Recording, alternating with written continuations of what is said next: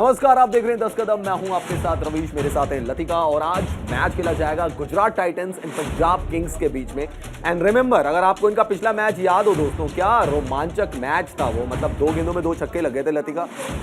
राहुल तेवतिया आज क्या वो कमाल कर सकते हैं, इसके बारे में हम चर्चा करेंगे। साथ ही साथ दोस्तों कल के मुकाबले की भी बात कर लेते हैं। Rajasthan Royals versus KKR. Favourite team थी राजस्थान रॉयल्स, लेकिन जीत गए केकेआर। नीतीश राणा, रिंकू सिंह दोनों की परफॉर्मेंस बड़ी जबरदस्त रही, लेकिन इस मैच में अंपायरिंग एकदम कह सकते हैं कि बहुत ही खराब रही। और पूरे आईपीएल टूर्नामेंट में हम देख रहे हैं कि अंपायरिंग का स्तर लगातार गिरता जा रहा है। कल भी कुछ ऐसा ही हुआ कि अंपायरिंग की वजह से खेल में काफी रंग में भंग डलता हुआ नजर आया। तो एक नजर डाल लेते हैं अंपायरिंग क्यों इस आईपीएल में इतनी खराब हो रही है और आरआर और केकेआर के बीच मैच में क्या हुआ था। रिपोर्ट देखिए।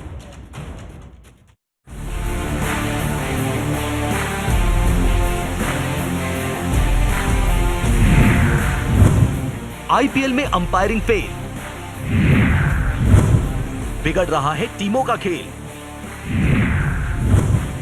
आखिर कब सुधरेंगे अंपायर्स? आईपीएल में आरआर और केकेआर टकराए तो फैंस को एक और धमाकेदार मुकाबला देखने को मिला, जहां दोनों टीमों ने अपना दम दिखाया। लेकिन 2020 के इस दमदार खेल में अंपायरिंग एकदम बकवास रही। वो तो डीआरएस की संजीवनी थी, वरना अंपायर्स तो मैच को कहीं का कहीं ले जाते। वैसे तो अंपायर्स कुछ मैचों में कई कांड कर चुके हैं, लेकिन आरआर और केकेआर के मैच में जब कोलकाता के कप्तान श्रेयस अय्यर बल्लेबाजी कर रहे थे, तब अय्यर ने ट्रेंट बोल्ट की लेग स्टंप से बाहर जाती गेंद पर पुल शॉट खेलना चाहा, लेकिन वो बॉल बाउंड्री के बाहर नहीं जा पाई और वो बीट हो गए। बॉल संजू सैमसन के ग्लव्स में गई और उन्होंने जोरदार अपील की, लेकिन संजू ये देखकर हैरान रह गए कि अंपायर ने श्रेयस अय्यर को आउट नहीं दिया और गेंद को वाइड करार दे दिया।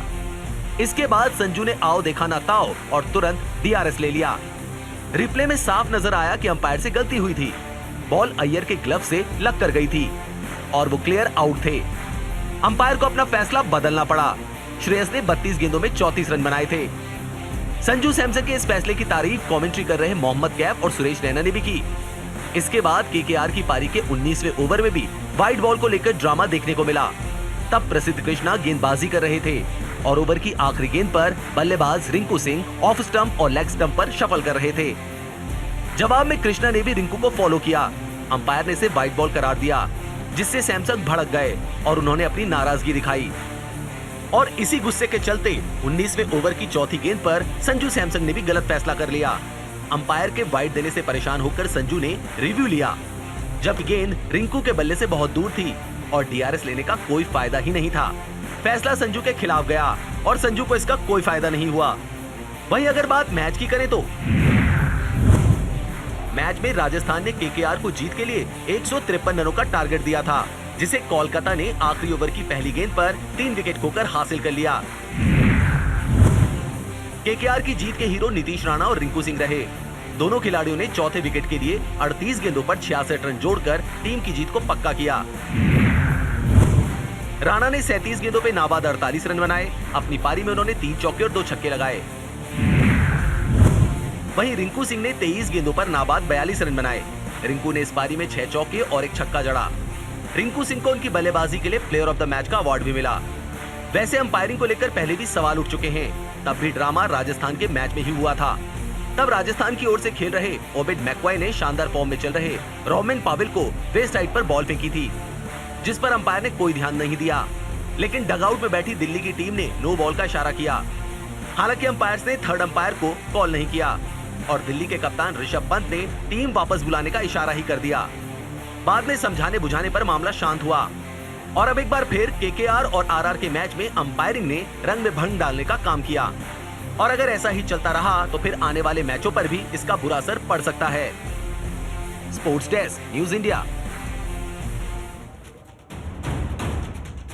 राजस्थान रॉयल्स वर्सेस केकेआर का ये मैच था और जो आपने हमारी रिपोर्ट देखी होगी उससे ये तो साफ हो गया होगा कि अंपायरिंग लगातार उसका स्तर जो है वो गिरता जा रहा है। लतिका, हम देख रहे हैं कि आईपीएल आगे बढ़ रहा है, टूर्नामेंट बहुत कामयाब हो गया है, फ्रेंचाइजी जो है वो बहुत बड़ी हो चुकी है, लेकिन अंपायरिंग का स्तर छोटा होता जा रहा है। क्यों? देखिए, बिल्कुल गलतियों की संभावनाएं तो होती ही हैं, क्योंकि आप आखिरकार वो भी इंसान है, गलतियां कर सकते हैं। लेकिन रूल्स में क्या लिखा है, अगर वो देखते हुए भी आप गलतियां कर रहे हैं, दैट मीन्स कुछ ना कुछ यहाँ कह सकते हैं कि लापरवाही बढ़ती जा रही है। क्योंकि रूल्स में ये लिखा है वाइड एम्पायर के ऊपर डिपेंड करता है। अगर बल्लेबाज बॉल को फॉलो करेगा तो वो वाइड नहीं दी जाएगी। लेकिन यहाँ पर क्या हुआ, रिंकू बार बार बॉल को फॉलो कर रहे थे, लेकिन फिर भी अंपायर उसको वाइड दे रहे थे और संजू सैमसन काफी इरिटेट हो गए थे इन डिसीजन से, क्योंकि वो मैच का ऐसा दौर था रवीश, वहां पर आप प्रसिद्ध कृष्णा इतनी अच्छी बॉलिंग कर रहे हैं और इस तरह के डिसीजन कहीं ना कहीं मेंटली आपको इफेक्ट करते हैं, आपकी परफॉर्मेंस को इफेक्ट करते हैं, क्योंकि लगातार वाइड हो रही थी तो प्रसिद्ध कृष्णा भी जो प्लान के साथ बॉलिंग करना चाह रहे थे आखिर में वो भी डिस्टर्ब हुई। तो मुझे लगता है कि एम्पायरिंग का स्तर हमने पहले भी देखा है कि इस तरह के डिसीजंस यहाँ लिए गए हैं, तो कहीं ना कहीं ये इफेक्ट करता है मैच को। क्योंकि आप दिल्ली कैपिटल्स वाला भी देख लीजिए, वहाँ पे भी जो ड्रामा हुआ था तो एम्पायरिंग की वजह से हुआ था, तो ये चीजें नहीं होनी चाहिए। अगर लगातार हो रही तो इसका रीजन आपको क्या लग रहा है कि इंटरनेशनल अंपायर्स जो है वो ज्यादा अंपायरिंग नहीं कर रहे हैं इस बार because of the covid protocols, या जो भी आप कर लें, डोमेस्टिक अंपायर्स को आपने ज्यादा चार्ज दे दिया और वो शायद कहीं ना कहीं उसके लिए परिपक्व नजर नहीं आ रहे या मैच्योर नजर नहीं आ रहे फॉर द आईपीएल मैचेस। मुझे लगता है रवीश यहाँ पर एम्पायर्स के पास ऑप्शन है डीआरएस का, थर्ड एम्पायर का। अगर उन्हें कोई भी कंफ्यूजन ऑन ग्राउंड लगती है तो वो ऊपर जा सकते हैं और उसमें वहां पर हेल्प ले सकते हैं। लेकिन यहाँ पर क्या हो रहा है कि आपने कल भी देखा मैच में श्रेयस अय्यर के ग्लव से बॉल लगा, पीछे संजू सैमसन ने कैच हुआ लेकिन वो वाइड दिया, लेकिन वो समझदारी दिखाई संजू सैमसन ने, फौरन डीआरएस लिया तो वहां उनको विकेट मिला। तो एक क्रूशियल स्टेज पे इस तरह की एम्पायरिंग ना बहुत इफेक्ट करती है गेम को, और मुझे लगता है कि अगर आपके पास ऑप्शन है, थर्ड एम्पायर हैं आपके पास, तो क्यों ना उनका इस्तेमाल किया जाए अगर आपको ऑन फील्ड कोई कंफ्यूजन है तो। लतिका, इसमें मेरा एक काउंटर सवाल ये है, अंपायर्स की तरफ से भी एक सवाल है कि चलिए अब अंपायर्स को इतना कुछ बोल रहे हैं, ये क्या इसलिए भी हो रहा है क्योंकि बहुत ज्यादा टेक्नोलॉजिकल एडवांसमेंट हो गया तो अंपायर्स की गलतियां पकड़ी जाती हैं, पहले इतनी पकड़ी नहीं जाती थी, डीआरएस आ गया तो अंपायर्स के ऊपर और ब्लेम चले जाता है। क्या ये भी एक रीजन है कि अंपायर्स ज्यादा कटघरे में खड़े हो रहे हैं? मुझे लगता है कि ठीक है, टेक्नोलॉजीज आई हैं, लेकिन ऑन फील्ड एम्पायरिंग अगर आप कैच की बात करें, किसी भी बात करें, डाउट था, संजू सैमसन को डाउट था, इसीलिए उन्होंने डीआरएस की तरफ गए। ठीक है, एम्पायरिंग ठीक नहीं हुई, लेकिन टेक्नोलॉजी कहीं ना कहीं आपको हेल्प करती है कि सही डिसीजंस आपके फेवर में आएंगे। कोई भी टीम अगर क्रूशियल स्टेज पे डीआरएस ले रहा है, टेक्निकल यूज कर रहा है उस चीज का, तो मुझे लगता है कहीं ना कहीं फायदा ही है। एम्पायर्स पे ऐसा कोई बर्डन नहीं है, बल्कि उनका काम आसान हो गया है। ये भी चीज है कि सिर्फ एक अंपायर ऐसे डिसीजन नहीं ले रहे, जो जितने भी इंडियन अंपायर्स हैं लगातार ऐसे डिसीजन लिए जा रहे हैं। कोई भी किसी भी अंपायर का आप नाम ले लीजिए, हर मैच में कुछ ना कुछ ऐसा जरूर होता है जहां पे अंपायर के ऊपर उंगली उठ जाती है। रवीश, इस बारे में ये कहूंगी मैं कि आपके पास टेक्नोलॉजी है, आप उसका इस्तेमाल कीजिए। आप ऑन फील्ड एम्पायर हैं, आप अपनी आंखों से जो देखते हैं उस हिसाब से डिसीजन जरूर लीजिए, लेकिन कहीं पे भी आपको कोई कंफ्यूजन लगता है या कोई भी ऐसी चीज है तो आप थर्ड एम्पायर के पास जा सकते हैं, आपके पास ऑप्शन अवेलेबल है। इससे क्या हो रहा है, टीम्स इफेक्ट हो रही हैं, क्योंकि दो जो पॉइंट है वो बहुत इंपॉर्टेंट है हर टीम के, और जो जिस स्टेज पे ही आईपीएल पहुंच चुका है ना, अगर वहां इस तरह की अंपायरिंग होगी तो इफेक्ट जरूर होगा टीमों के ऊपर। चलिए मैच पर आते हैं लतिका। अंपायरिंग क्योंकि बहुत बड़ा इशू था, उसे हमें डिस्कस करना बहुत ज्यादा जरूरी था, जो कि कल के मैच में भी हमने देखा। लेकिन बैक टू द मैच, कल राजस्थान रॉयल्स को हार मिली और ये साफ समझ में आया कि जब जॉश बटलर का बल्ला लंबा नहीं चलेगा परेशानी होगी राजस्थान रॉयल्स को, क्योंकि बड़ा टोटल राजस्थान रॉयल्स खड़ा नहीं कर पाई थी। आप दो मैचेस से देख लीजिए रवीश, बटलर जो है स्लो खेल रहे हैं। राइट। उसका रीजन क्या है, उनके ऊपर इतना पीछे कोई है नहीं। बिल्कुल, वो प्रेशर में है, इसीलिए वो खुल के नहीं खेल पा रहे हैं। तो ये चीज कहीं ना कहीं इफेक्ट कर रही है राजस्थान रॉयल्स की बैटिंग लाइनअप को। अगर उनके साथ संजू सैमसन है या नीचे रेयान पराग हैं, हेटमायर हैं, ये लोग सपोर्ट करेंगे तो वो खुल के खेलेंगे, एक अच्छा स्टार्ट देंगे। तो एक अच्छा स्टार्ट भी उनको नहीं मिल पा रहा है, जिसकी वजह से प्रेशर दिख रहा है। कितना स्लो खेले हैं कल, वो चीज आप देख सकते हैं, और उसी की वजह से राजस्थान रॉयल्स का जो टोटल रहा वो 153 तक ही इसमें दाद देनी पड़ेगी। छोटा सा सवाल का मेरा रिंकू सिंह एंड नीतीश राणा पे, क्योंकि ओपनिंग वहां कल भी कामयाब नहीं हुई केकेआर की, लेकिन दो भाई नीचे आए और दोनों ने, राणा जी ने और रिंकू जी ने बचा लिया उनको। बिल्कुल, रिंकू की अगर हम बात करें रवीश, यहाँ पर आप देखेंगे 2-3 इनिंग से वो काफी रन मतलब एक लय में नजर आ रहे थे। जो लय उनको मिली वो कल उन्होंने मैच जिता के प्रूव करी। तो यहाँ ये देखा जाता है कि नीतीश राणा भी एक लय में नजर आ रहे थे, उनके बल्ले से भी रन्स निकले हैं। तो आप रिलायबल हो सकते हैं अगर आपके दो बल्लेबाज फॉर्म में हैं। लेकिन अगर राजस्थान रॉयल्स की बात करें तो वहाँ टुकड़ों में आ रही हैं चीजें, और ये सोच की बात है, क्योंकि ये सोच की बात है। और केकेआर में 2 खिलाड़ी चले, नीतीश राणा, रिंकू सिंह ने फॉर्म दिखाई, लेकिन एक टीम ऐसी है गुजरात टाइटंस जिसके सारे खिलाड़ी फॉर्म में है। मतलब अगर हार्दिक नहीं चले तो मिलर चल जाएंगे, मिलर नहीं चले तो राहुल तेवतिया चल जाएंगे, वो नहीं चले तो भाई राशिद खान चल जाएंगे, सारे खिलाड़ी फॉर्म में। और पंजाब किंग्स पिछला मुकाबला गंवा दिया था, एक जीतती एक हारती, इनकंसिस्टेंसी के साथ है। क्या आज पंजाब किंग्स गुजरात टाइटंस जो कि ऑलमोस्ट कह सकते हैं कि प्लेऑफ्स में पहुंच चुकी है, उसका सामना कर पाएगी, मुकाबला कर पाएगी? रिपोर्ट देखिए।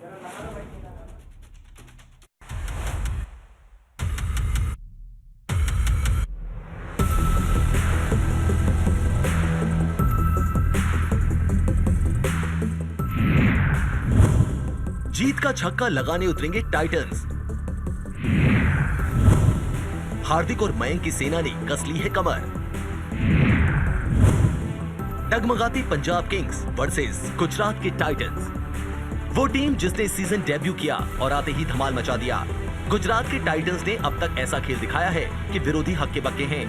टीम 9 में से 8 मुकाबले जीतकर प्लेऑफ में अपनी जगह पक्की कर चुकी है और अब उनको टकराना है उस पंजाब से जो पिछले 5 मैचों में सिर्फ 2 मैच ही जीत पाई है और प्लेऑफ की दौड़ से बाहर होने का संकट उन पर मंडरा रहा है। एक तरफ गुजरात जीत के रथ पर सवार है तो पंजाब की टीम हर जीत के बाद हार का स्वाद चखती है। पहली बार जब गुजरात और पंजाब का सामना हुआ था तो तेवतिया ने आखिरी 2 गेंदों पर छक्के लगाकर टीम को जीत दिलाई थी। पंजाब वो मैच भूली नहीं होगी। उनकी कोशिश रहेगी कि मैच पिछली बार की तरह अंतिम गेंद तक ना पहुंचे। बात गुजरात की करें तो टीम के इस शानदार प्रदर्शन की वजह विपरीत परिस्थितियों में दमदार वापसी करना है। कप्तान हार्दिक पांड्या हो, राहुल तेवतिया हो या डेविड मिलर या फिर राशिद खान, इन सभी ने टूर्नामेंट में अब तक मैच विजेता की तरह परफॉर्मेंस दी है। खास बात यह है कि अगर कोई एक खिलाड़ी नाकाम हो जाता है तो दूसरा बखूबी अपनी जिम्मेदारी निभाता है। टीम के पास मजबूत गेंदबाजी आक्रमण है। मोहम्मद शमी जहां नई गेंद से कहर बरपा रहे हैं तो लॉकी फर्ग्यूसन अपनी तेजी से बल्लेबाजों को रन बनाने से रोक रहे हैं। हार्दिक पांड्या ने इस सीजन खेले 8 मैच में 308 रन बनाए हैं। उनकी बेस्ट परफॉर्मेंस नाबाद 87 रन की रही है। वहीं वो 3 अर्धशतक लगा चुके हैं। डेविड मिलर ने 9 मैचों में 276 रन बनाए हैं। मिलर का औसत 69 का है और उनका बेस्ट स्कोर नाबाद 94 रन है। राहुल तेवतिया ने 9 मैच में 189 रन बनाए हैं। उनका औसत 44.75 का है। राशिद खान 9 मैच में 9 विकेट ले चुके हैं। राशिद का बेस्ट परफॉर्मेंस 22 रन देकर 3 विकेट लेना है। शमी ने 9 मैच में 14 विकेट चटकाए हैं। 25 रन देकर 3 विकेट लेना उनकी बेस्ट परफॉर्मेंस है। बात पंजाब की करें तो इस सीजन वो लगातार दूसरी जीत हासिल करने को बेताब हैं। 9 मैच खेलने के बावजूद टीम अभी तक लगातार 2 मुकाबले जीत नहीं पाई है। टीम के प्रदर्शन में फिर से निरंतरता का अभाव दिख रहा है। कप्तान मयंक अग्रवाल, जॉनी बेस्टो, शिखर धवन और लियाम लिविंगस्टन ने टुकड़ों में अच्छा प्रदर्शन किया है। लेकिन गुजरात के खिलाफ अगर टीम को मैच जीतना है तो उन्हें कंसिस्टेंसी दिखानी होगी। गेंदबाजी में तेज गेंदबाज अर्शदीप लगातार अच्छा प्रदर्शन कर रहे हैं। ऐसे में अर्शदीप और राहुल चाहर की जोड़ी अगर शुरुआती ओवर्स में विकेट चटकाने में कामयाब हो जाती है तो पंजाब के लिए मुकाबला आसान हो सकता है। वहीं रबाडा की रफ्तार भी गुजरात टाइटंस का कड़ा इम्तिहान ले सकती है। बात अगर आईपीएल 15 की करें तो मयंक अग्रवाल ने 8 मैच में 161 रन बनाए हैं, जिसमें सिर्फ 1 अर्धशतक शामिल है। वहीं शिखर धवन 9 मैच में 307 रन बना चुके हैं। शिखर का बेस्ट स्कोर 88 रन का है और वो 2 अर्धशतक लगा चुके हैं। लिविंगस्टन ने 9 मैच में 263 रन बनाए हैं, जिसमें उनका बेस्ट स्कोर 64 रन का है। लिविंगस्टन 3 अर्धशतक लगा चुके हैं। रबाडा ने 8 मैच में 13 विकेट अपने नाम किए हैं। 38 रन देकर 4 विकेट लेना उनकी बेस्ट परफॉर्मेंस है। पंजाब के लिए गुजरात की टीम को हराना आसान नहीं रहने वाला है। विपरीत हालत में वापसी करने वाली गुजरात की टीम जब पंजाब किंग्स से टकराएगी तो उसकी नजरें प्लेऑफ में अपनी जगह पक्की करने की होगी। हालांकि दोनों ही टीमों में पावर हिटर्स बल्लेबाज और एक्सप्रेस स्पीड गेंदबाज मौजूद हैं। ऐसे में क्या पंजाब गुजरात के विजय रथ को रोक पाएगी? ये तो मैदान पर ही पता लगेगा। Sports desk, news India.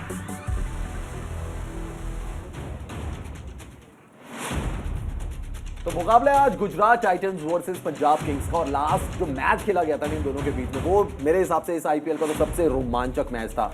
2 balls 2 sixes by Rahul Tewatia. Bowler थे ओडेन स्मिथ। कहीं उनका भाई आईपीएल करियर खत्म ना हो जाए, क्योंकि राहुल तेवतिया बहुतों के आईपीएल करियर खत्म कर देते हैं। लेकिन मेरा लतिका से आपसे सवाल है और सीधा और स्ट्रेट सवाल है, गुजरात टाइटंस जिस फॉर्म में चल रही है, जिस इंटेंसिटी से चल रही है, जिस वेलोसिटी से चल रही है, जिस भी चीज से चल रही है, रोकेंगे कैसे उनको? एक ही मैच आ रहे हैं, 8 जीत चुके हैं। बिल्कुल। और रविश, एक चीज और है इनके बीच में कि अभी तक जितने मैचेस हुए हैं ना, 7 अलग अलग मैन ऑफ द मैच रहे हैं, सारे मैच विनर्स हैं। तो इसका ये मतलब है कि आपके पास मैच विनर है। अगर आपका डेविड मिलर नहीं चलेगा तो आपके पास राहुल तेवेतिया नहीं है तो राशिद खान है, राशिद खान नहीं है तो हार्दिक पांड्या है ऊपर, तो रिद्धिमान साहब बना रहे हैं रन। तो मुझे लगता है कि अगर ये टीम अब किसी टीम से हारेगी ना, तो वो खुद की कोई ना कोई ऐसी बड़ी गलती करेगी जिसकी वजह से हारेगी। और ये गलती सिर्फ और सिर्फ कहाँ हो सकती है? बल्लेबाजी में, क्योंकि उनकी बॉलिंग भी बहुत अच्छी हो रही है।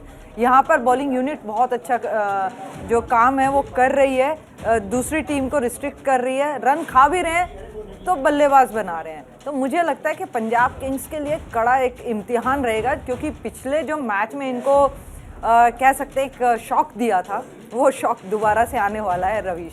लखनऊ सुपर जायंट्स ने जो शॉक दिया था ना पंजाब किंग्स को, क्या इनकी भी गाड़ी वहीं अटकी पड़ी है जैसे राजस्थान रॉयल्स की बटलर पर अटकी पड़ी है? इनकी लिविंगस्टन अगर बड़ा स्कोर नहीं बनाते हैं तो बहुत दिक्कत हो जाती है इस टीम को, एक्सेलरेशन के लिए दिक्कत हो जाती है। हमने पिछला मैच भी देखा, ज्यादा चेज नहीं करना था, लेकिन उसके बावजूद पूरा बैटिंग ऑर्डर लड़खड़ा गया और आप टोटल तक पहुंच भी नहीं पाए। देखो रविश, हम बार बार ये बात कर रहे हैं कि अगर आपको मैच जीतने हैं तो एक प्लान के तहत आना ही पड़ेगा। तो ऐसा क्या अनिल कुंबले बैठे हुए हैं डगआउट में, क्या प्लान नहीं बना पा रहे वो पंजाब किंग्स के लिए? मुझे ऐसा लगता है कि बल्लेबाजों को उनकी ड्यूटी का एहसास जरूर दिखाना है। ड्यूटी इन द सेंस उनके ऊपर क्या रिस्पॉन्सिबिलिटी है। अगर एज अ ओपनर आप आ रहे हैं, एज टॉप ऑर्डर आप आ रहे हैं, तो आपकी ड्यूटी है एक अच्छा स्टार्ट दें। वहाँ पर आपका रिस्पॉन्सिबिलिटी ये है कि 6 ओवर मैक्सिमम आप खेल रहे हैं तो उसमें 8 या 9 की रन रेट आप दे के जाएं। उसके बाद एक्सेलरेट करें। अगर आउट भी हो जाते हैं कोई बात नहीं, नीचे वाला जो बल्लेबाज है वो खुल के खेल सकता है अपने स्ट्रोक। तो ऐसे इनको एक रिस्पॉन्सिबिलिटी लेनी पड़ेगी पंजाब किंग्स के बल्लेबाजों को। जरूर मैनेजमेंट प्लान बना रहा होगा, सारी चीज़ें कर रहा होगा, डिस्कस भी कर रहा होगा, लेकिन रवीश खेलना तो आखिरकार इन्हीं लोगों को है ना ग्राउंड पे। उस टाइम पे उस वक्त में ये क्यों ऐसा रिएक्शन दे रहे हैं या ऐसी बल्लेबाजी क्यों कर रहे हैं, उसका सवाल तो उसका जवाब यही लोग दे सकते हैं। लेकिन जब हम ऑन कार्ड्स देखते हैं, ऑन पेपर्स देखते हैं, एक मैच में स्ट्रांग लगती है, दूसरे मैच में फिर हार जाती है पंजाब की टीम। और इस बार अगर आप पिछले से पिछले मैच देखें लतिका, तो उसमें काफ़ी ज़्यादा इन्होंने शफल करने की कोशिश की कि बेस्टो को भी टीम में इंक्लूड किया हुआ है, भानु राजपक्षे को भी इंक्लूड किया हुआ है टीम में, लिविंगस्टन भी इंक्लूड किए हुए हैं टीम में। उसके बावजूद टीम का ये हाल है कि 150 तक नहीं पहुंच पा रहे। अभी ऋषि धवन को भी लाए हैं, वो कहते हैं मैं ही स्ट्राइक ले लूंगा भैया, सारी की सारी मैं ही बनाऊंगा रन, और वो भी नहीं बनते। देखिए वही दिख रहा है पंजाब की टीम में कि कोई रिस्पॉन्सिबिलिटी ले। जिस मैच में शिखर धवन ने रिस्पॉन्सिबिलिटी ली वो मैच उनके झोली में था। अब इस तरह से ही हर प्लेयर को कोई ना कोई रिस्पॉन्सिबिलिटी लेनी होगी कि किस वक्त पे वो बल्लेबाजी करने आ रहे हैं। क्या आप पावर प्ले में आ रहे हैं, क्या मिडिल ऑर्डर में आ रहे हैं, क्या आप फिनिशिंग टाइम पे आ रहे हैं, तो वहाँ के बल्लेबाजों को ये रिस्पॉन्सिबिलिटी लेनी होगी कि आप कम से कम लास्ट के 3 ओवर में 40 से 50 रन बनाएंगे तो कहीं जाके आप जीत की तरफ हाथ बढ़ा सकते हैं। क्योंकि गेंदबाजी ठीक हो रही है, ऐसा नहीं है कि गेंदबाजी ठीक नहीं हो रही है। गेंदबाजी ठीक हो रही है, रबाडा कर रहे हैं, अर्शदीप कर रहे हैं, बिल्कुल ठीक है, राहुल चार का भी सही चल रहा है। चलिए आप दोस्तों, आप भी हमारे साथ क्रिकेट एक्सपर्ट बन सकते हैं, आप भी हमारे सुपर फैन बन सकते हैं। तरीका बहुत आसान है, sports@newsindia.tv पर आपको अपना नाम, अपना मोबाइल नंबर, अपनी जगह जहां पे आप रहते हैं और स्काइप आईडी हमें मेल करनी है sports@newsindia.tv पर। वहां पे आप हमें मेल करिए और फिर हम आपको सेलेक्ट करेंगे, आप भी हमारे साथ क्रिकेट एक्सपर्ट बन सकते हैं। तो पंकज गुप्ता इस वक्त हमारे साथ जुड़ चुके हैं, जो कि हमारे सुपर फैन हैं आज के लिए। पंकज, बहुत स्वागत है आपका न्यूज़ इंडिया पर, और आप क्या कहना चाहेंगे जीटी वर्सेस पीबीकेएस का जो मैच है गुजरात वर्सेस पंजाब, उसके बारे में आपकी ओपिनियन क्या है? Thank you Ravish bhaiya and Latika ma'am for providing the opportunity to be on the channel. Match की जहाँ तक बात है, मुझे लगता है कि जीटी एज फेवरेट स्टार्ट करेगी, क्योंकि उन्होंने ऐसे कुछ उलटफेर ऑलरेडी कर दिए इस टूर्नामेंट में कि टीम का कॉन्फिडेंस बहुत ज़्यादा हाई है। और जो कहते हैं, लोग कहते हैं कि God helps those who helps themselves, तो उस तरह से वो टीम चलती जा रही है। हार्दिक ने भी उसको एक्सेप्ट किया है कि गॉड उनकी कुछ ज़्यादा ही हेल्प करते जा रहे हैं। ऊपर से पंजाब के साथ मुझे लग रहा है कि वो भी थोड़ा कंफ्यूज है अपनी 11 को लेके, कभी वो किसी को इंक्लूड करते हैं, कभी किसी को इंक्लूड करते हैं। इतने मैचेस के बाद भी शायद उनको अभी तक अपनी परफेक्ट 11 नहीं मिल पाई है। तो मुझे जहाँ तक लगता है कि जीटी एज फेवरेट से स्टार्ट करेगी। लास्ट मैच पंजाब के हाथ में था इन दोनों का, लेकिन वो अपनी गलती से ही हारे, अपनी उसको गलती ये से कह हारे, सकते बिल्कुल। हैं। राहुल और- तेवतिया ने और पंकज ये भी कह एक्स्ट्राऑर्डिनरी सकते हैं बैटिंग कि की। जो लखनऊ वाला मैच था वो भी पंजाब अपनी गलती से हारी। बहुत शुक्रिया आपका हमारे साथ अपने व्यूज को शेयर करने के लिए Pankaj Gupta, thank you very much, हमारे सुपर फैन थे आज के लिए। अब दोस्तों हम बात करते हैं फैंटेसी 11 की। फैंटेसी 11 आज की क्या हो सकती है, किन खिलाड़ियों को आप चूज कर सकते हैं और वो आपको पॉइंट्स दे सकते हैं। तो आज नजर डालते हैं किन खिलाड़ियों को हमें सेलेक्ट करना चाहिए अपनी फैंटेसी गेमिंग में। फटाफट मैं आपको फैंटेसी 11 बता रहा हूं, आप किसको विकेट कीपर लीजिए, किसको लीजिए बल्लेबाज। विकेट कीपर आप ले सकते हैं रिद्धिमान शाह और जॉनी बेस्टो, दोनों को लीजिए। आज बेस्टो यार रन मार सकते हैं, 35-40 पॉइंट देंगे वो आपको। रिद्धिमान शाह को इंक्लूड करिए, वो बहुत अच्छी फॉर्म में चल रहे हैं रिद्धिमान शाह, उनको आप ले सकते हैं। बल्लेबाजी में शिखर धवन को लीजिए, भनुका राजपक्षे को लीजिए, डेविड मिलर को लीजिए। तीनों खिलाड़ी अच्छी फॉर्म में हैं, दिखा चुके हैं, रन बना चुके हैं, रखिए इनको ऐसे बैट्समैन। एंड ऑलराउंडर्स में यार हार्दिक पांड्या को तो रखना होगा, उन्हें बनाइए आज कप्तान। बॉलिंग करेंगे आज, शायद आज करेंगे और अच्छे विकेट भी ले सकते हैं। लियाम लिविंगस्टन, उनको आप गेम से दूर नहीं रख सकते, बहुत दिनों से उनका बल्ला खामोश है, उन्हें रखिए।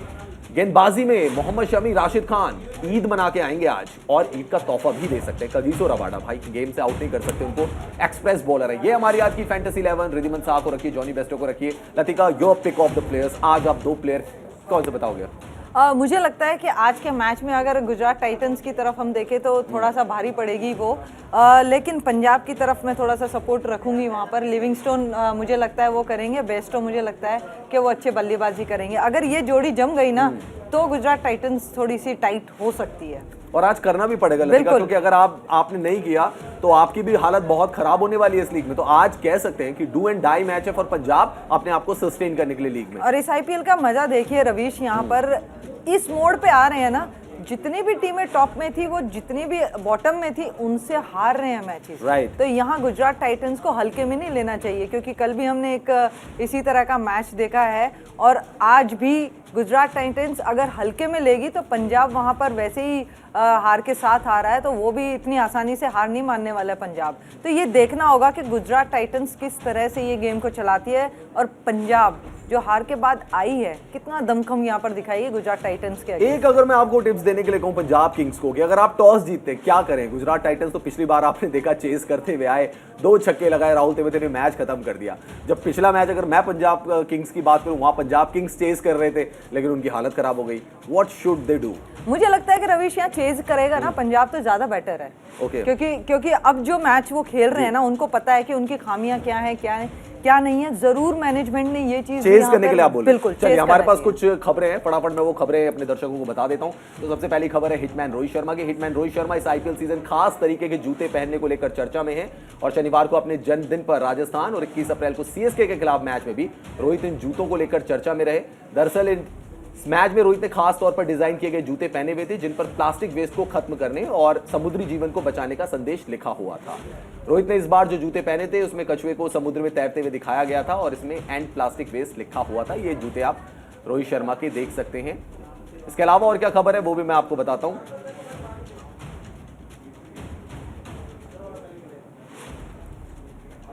और दिवंगत ऑस्ट्रेलियाई क्रिकेटर शेन वॉर्न और उनकी गर्लफ्रेंड लिज हर्ले की जिंदगी पर वेब सीरीज बनने वाली है। वॉर्न की जिंदगी पर आधारित इस मिनी सीरीज को ऑस्ट्रेलिया के प्रमुख चैनल 9 पर अगले साल दिखाया जाएगा। खबरों की माने तो सीरीज में वॉर्न की लाइफ से जुड़े कई स्कैंडल के अलावा मेन फोकस लिज हर्ले के साथ उनकी रिलेशनशिप पर रहेगा।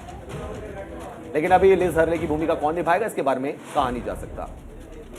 देश में आज बड़े धूमधाम से ईद मनाई जा रही है। इस बीच क्रिकेटर्स ने भी आज ईद मनाई। गुजरात टाइटंस के मोहम्मद शमी, राशिद खान, दिल्ली कैपिटल्स के खलील अहमद, मुस्तफिजुर रहमान, आरसीबी के मोहम्मद सिराज, पंजाब किंग्स के शाहरुख खान और कई खिलाड़ी ईद पर अलग अलग अंदाज में नजर आए। तस्वीरें हम आपको दिखा रहे हैं। शमी और राशिद ने सोशल मीडिया पर अपने शानदार लुक की जो तस्वीरें हैं वो शेयर की हैं। वहीं गुजरात टाइटंस के जो फैंस हैं वो राशिद को ईद पर स्पेशल खाना बनाने की तस्वीरों से भी रूबरू करा रहे हैं। निकोलस पूरन को वेस्टइंडीज का नया वनडे और टी20 कप्तान बना दिया गया है। कारण पोलार्ड के इंटरनेशनल क्रिकेट से संन्यास लेने के बाद क्रिकेट वेस्टइंडीज ने उन्हें कप्तान नियुक्त किया है। आईपीएल में शानदार फॉर्म में चल रहे हैं पूरन।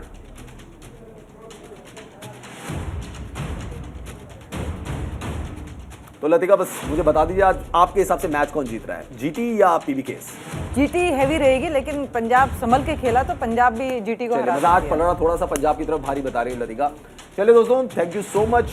10 कदम में फिलहाल इतना ही। आप देखते रहिए न्यूज़ इंडिया।